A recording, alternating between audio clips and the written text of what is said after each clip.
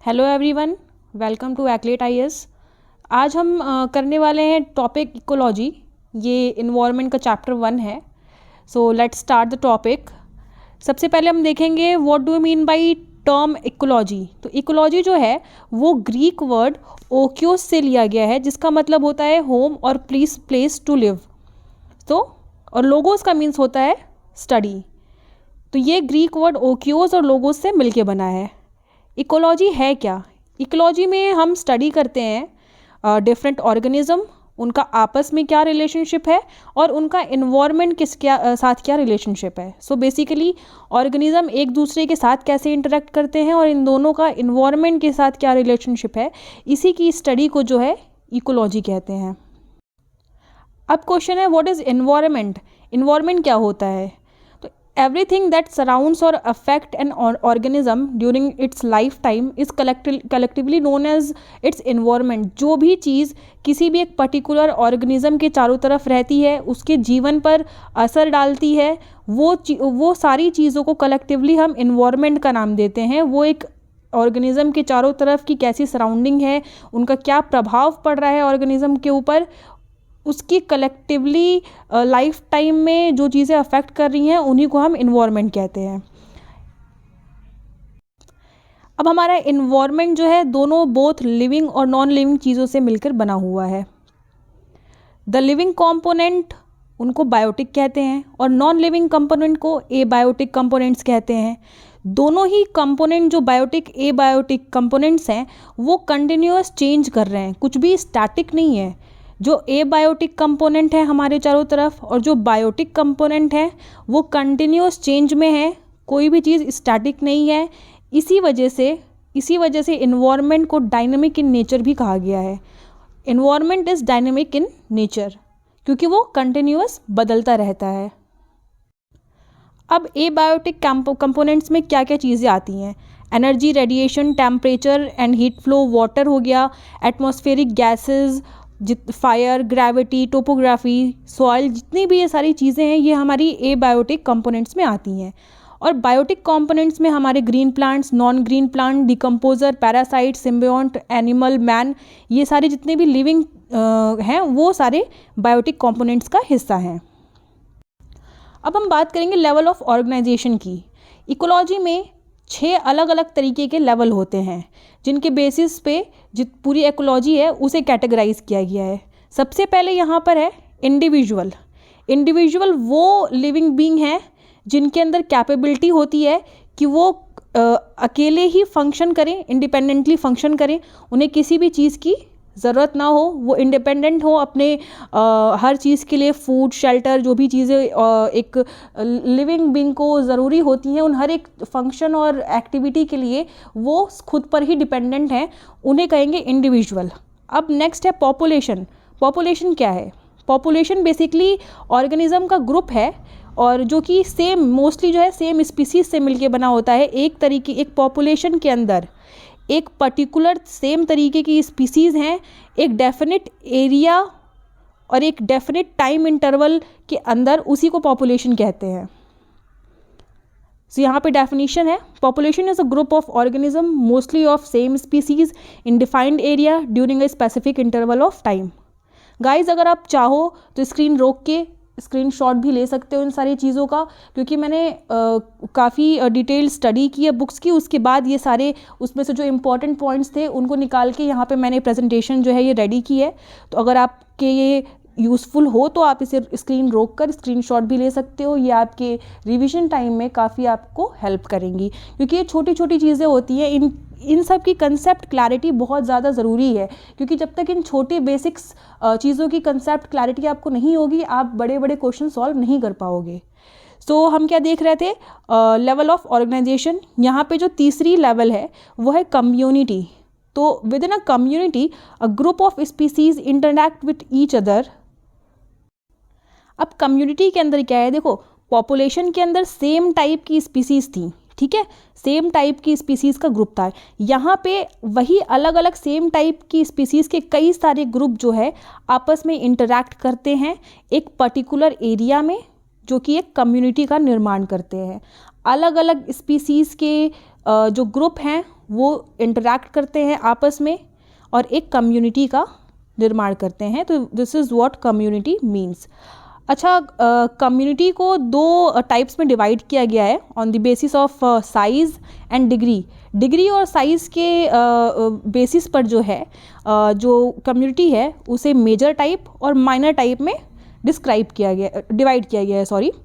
तो यहाँ पर मेजर टाइप का एग्जाम्पल जो है वो है tropical evergreen forest. North east में जो हम ट्रॉपिकल एवरग्रीन फॉरेस्ट देखते हैं उन्हें मेजर टाइप की कम्युनिटी में रखा गया है। वहीं माइनर टाइप की कम्युनिटी में लाइकन्स को रखा गया है। लाइकन्स जो कि काऊ डंग के ऊपर जो है वो रिप्रोड्यूस करते हैं, वहीं वो रहते हैं और तो लाइकन को जो है वो माइनर टाइप में रखा गया है।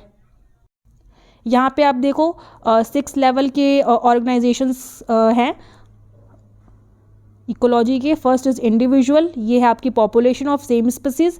ये है community, different group of species interacting with each other. ठीक है, अभी हमने ये तीनों देखा। नेक्स्ट है इसमें इकोसिस्टम, देन नेक्स्ट बायोम जिसमें आपका टुंड्रा, टाइगा, इस तरीके के अलग अलग बायोम्स होते हैं और कई सारे बायोम से मिलके बनता है बायोस्फीयर। तो ये हैं 6 लेवल ऑफ ऑर्गेनाइजेशंस। ये मेजर टाइप के जो है आपकी कम्युनिटी है जो कि ट्रॉपिकल एवरग्रीन फॉरेस्ट है जो कि नॉर्थ ईस्ट में पाया जाता है। ये एग्जाम्पल है। So next is ecosystem. अब इकोसिस्टम क्या है? इकोसिस्टम बेसिकली जो है स्ट्रक्चरल और फंक्शनल यूनिट है बायोस्फीयर की। इकोसिस्टम को स्ट्रक्चरल और फंक्शनल यूनिट कहा गया है किसकी? बायोस्फीयर की, जिसके अंदर जो है कम्युनिटी रहती है वो अपने फिज़िकल एनवायरनमेंट और जो को कैसे एक्सचेंज करती है, कैसे एक दूसरे से इंटरैक्ट करती है, उसके बारे में पूरा इकोसिस्टम जो है वो बनाती है। तो बेसिकली इकोसिस्टम एक स्ट्रक्चरल और फंक्शनल यूनिट है बायोस्फीयर की, जिसके अंदर जो इन्वायरमेंट है उसके अंदर कंटिन्यूअस जो है इंटरेक्शन हो रहा है डिफरेंट टाइप ऑफ स्पीसीज़ में और एक्सचेंज ऑफ मटेरियल हो रहा है उनके बीच में। इस तरीके से मिलकर एक इकोसिस्टम बनता है। अगर हम कंपोनेंट्स की बात करें तो जो इन्वायरमेंट का कंपोनेंट है और इकोसिस्टम के कंपोनेंट्स दोनों ही सेम है। दैट मीन्स जो इन्वायरमेंट का कंपोनेंट कौन कौन से थे? हमारे इन्वायरमेंट के कंपोनेंट्स थे बायोटिक एंड एबायोटिक। ठीक है, तो सेम इकोसिस्टम में भी एबायोटिक कंपोनेंट्स हैं और बायोटिक कंपोनेंट्स हैं। एबायोटिक कंपोनेंट्स में आपका energy, rainfall, temperature, atmosphere, substratum. अब सबस्ट्रेटम से मतलब ये है कि microbes, protozoa, roots of plant, ये सारी जो है सबस्ट्रेटम के हेडिंग के अंदर आती हैं। मटेरियल्स अलग अलग तरीके के जैसे organic, protein, carbohydrate, humic substance और inorganic substance like sulphur, water, carbon dioxide और नाइट्रेट्स। ये सारे के सारे जो है आपके एबायोटिक कंपोनेंट्स के पार्ट हैं। सेकेंडली जो है वो है बायोटिक कंपोनेंट्स। बायोटिक कंपोनेंट के अंदर जो है पहला आता है प्राइमरी कंज्यूमर्स। प्राइमरी कंज्यूमर्स कौन होते हैं? That means autotrophs. ऑटोट्रॉफ जो है जो कि खुद से अपना खाना बना सके, मेक देयर ओन फूड। अब वो कैसे करते हैं? वो कार्बन डाइऑक्साइड और वाटर को जो है सिंथेसाइज करते हैं in the presence of sunlight, that is photosynthesis की प्रोसेस। यानी ऑटोट्रॉफ्स कौन हुए? जो फोटोसिंथेसिस की प्रक्रिया को कर सके। इसमें कुछ ग्रीन प्लांट्स के अलावा एल्गी और बैक्टीरिया भी आते हैं जो कि एक्वेटिक इकोसिस्टम के अंदर जो है एक ऑटोट्रॉफ्स की भूमिका निभाते हैं। गाइज नेक्स्ट एक बहुत ही इंपॉर्टेंट टॉपिक है, that is ecotone. So what is ecotone? ये काफ़ी कॉम्प्लेक्स लगता है समझने में बट बहुत ही इजी है ये टॉपिक और अक्सर इससे क्वेश्चंस भी आते हैं। पीसीएस में क्वेश्चंस इससे फ्रेम किए जाते हैं। ठीक है, थोड़े कन्फ्यूजिंग भी होते हैं, इसलिए इसका कंसेप्ट क्लैरिफिकेशन बहुत ही ज़्यादा ज़रूरी है। तो व्हाट इज़ इकोटोन? ये बेसिकली एक ट्रांजिशन जोन होती है दो डाइवर्स इकोसिस्टम के बीच की। जैसे आप यहाँ पे इसके एग्जाम्पल्स अगर ध्यान दो तो mangrove forest, grassland, estuaries, river bank, ये सारे के सारे जो हैं दो डाइवर्स इकोसिस्टम के बीच के पार्ट हैं। अब यहाँ पे हम अगर मैनग्रोव का एग्जाम्पल लेते हैं तो बेसिकली मैनग्रोव्स का ही एग्जाम्पल देखो आप। ये टेरेस्ट्रियल इकोसिस्टम और एक्वेटिक इकोसिस्टम के बीच में जो है पाया जाता है मैनग्रोव्स के फॉरेस्ट। ठीक है, ये आपका दो डाइवर्स इकोसिस्टम के बीच का जो ट्रांजिशन जोन है वहाँ पे मैनग्रोव्स पाए जाते हैं, उसी को इकोटोन कहते हैं। जैसे आप इश्योरीज का एग्जांपल ले लो। इश्योरीज में क्या है? समुंदर है, लैंड है। जो ओशन का या फिर सीज का पानी है वो जो है इस तरीके से कुछ यहाँ पे अगर आप इमेज देख रहे हो तो इस तरीके से कुछ कई सारी जो है ब्रांचेस बना के यहाँ लैंड पर ऐसे स्प्रेड हो जाता है। तो अगर आप देखो तो यहाँ पे दो इकोसिस्टम जो यहाँ पे हैं, एक लैंड है, टेरेस्ट्रियल है आपका, एक एक्वेटिक है, और ये इशोरीज जो है इसके बीच के ट्रांजिशन जोन में जो है बन रही है। सो बेसिकली इकोटोन क्या होता है? इकोटोन वही एरिया होता है वो that transition area between two और मोर डाइवर्स इकोसिस्टम, दो अलग अलग इकोसिस्टम के बीच में जो एरिया है जहाँ पे डाइवर्सिटी पाई जाती है, वहाँ पे काफ़ी रिच डाइवर्सिटी भी होती है, कि ये भी चीज़ है। इकोटोन के अंदर आपको काफ़ी रिच डाइवर्सिटी मिलेगी, तो एक ये भी चीज़ ध्यान रखनी है। तो उसी चीज़ को जो है इकोटोन कहते हैं, जो ट्रांजिशन एरिया जहाँ जो दो इकोसिस्टम्स के बीच में पाया जाता है। होपफुली ये चीज़ आपको क्लियर हो चुकी होगी। सो आवर नेक्स्ट टॉपिक ये लेवल ऑफ ऑर्गेनाइजेशन से रिलेटेड नहीं है, बट ये इन्वायरमेंट इकोलॉजी में एक ये इम्पॉर्टेंट टॉपिक है। ये व्हाट इज़ नीश? नीश क्या होती है? सो बेसिकली नीश जो है वो किसी भी स्पीसीज़ की क्या पोजीशन है इन्वायरमेंट में, उसका क्या फंक्शनल रोल है, उसको डिस्क्राइब करती है। ठीक है, कि कौन जैसे वो जो पर्टिकुलर ऑर्गेनिज्म है उसका हैबिटेट क्या है, उसके फूड टाइप क्या है, उसका रिप्रोडक्टिव मेथड क्या है, फिज़िकल और केमिकल जो उसका एक्सचेंज है वो किस तरीके से हो रहा है, वो कहाँ रहता है। सो ये सारी चीज़ें जो है किसी भी ऑर्गेनिज्म की नीश कही जाती हैं, कि उस पर्टिकुलर ऑर्गेनिज्म का, स्पीसीज़ का जो है इन्वायरमेंट में क्या पोजीशन है और क्या फंक्शनल रोल है। जो आपकी नीश होती है वो बेसिकली सारे जो कैरेक्टर होते हैं, जो बायोलॉजिकल, केमिकल और फिज़िकल फैक्टर जो एक स्पीसीज़ को चाहिए सरवाइव करने के लिए इन्वायरमेंट में, उन सब को डिस्क्राइब करती है। अगर आप किसी स्पीसीज़ की नीश के बारे में बात करते हैं, उसका मतलब ये है कि आप उस पर्टिकुलर स्पीसीज़ के पूरे बायोलॉजिकल, केमिकल और फिज़िकल फैक्टर के बारे में बात कर रहे हैं, कि क्या क्या कैसे वो रिप्रोड्यूस करता है, दैट इज़ बायोलॉजिकल, कहाँ वो रहता है, दैट इज़ फिज़िकल। ठीक है, और केमिकल यानी कि क्या उसका फूड प्रेफरेंस है, वो चीज़ फिज़िकल में आ जाती है। ठीक है, सॉरी केमिकल में आ जाती है। तो ये सारी चीज़ें जो है किसी भी पर्टिकुलर स्पीसीज़ की नीश को डिस्क्राइब करती हैं। Next is biome. What is biome? Biome basically climate, vegetation, animal life, soil type जो है, इन सारे कैरेक्टरिस्टिक को मिलके बायोम बनता है। ठीक है, उस पूरे एरिया में क्या क्लाइमेट है, उस बायोम एक देखिए ब्रॉड पर्सपेक्टिव से बायोम को हमें देखना पड़ेगा कि बायोम जो है उसकी क्या कैरेक्टरिस्टिक्स हैं। बेसिकली बायोम को डिस्क्राइब करने के लिए क्या क्लाइमेट टाइप है, क्या वेजिटेशन है वहाँ पे, क्या एनिमल, किस टाइप की एनिमल की स्पीसीज़ पाई जा रही है, सॉइल टाइप वहाँ का क्या है।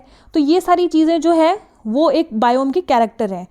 कभी भी दो बायोम जो है सिमिलर नहीं हो सकते हैं, ये चीज़ याद रखनी है कभी भी। अब टुंड्रा और टाइगा ये अलग अलग हैं, कभी भी कोई भी सेम बायोम जो है, कोई भी दो बायोम सेम नहीं हो सकते हैं, इस चीज़ का ध्यान रखना है।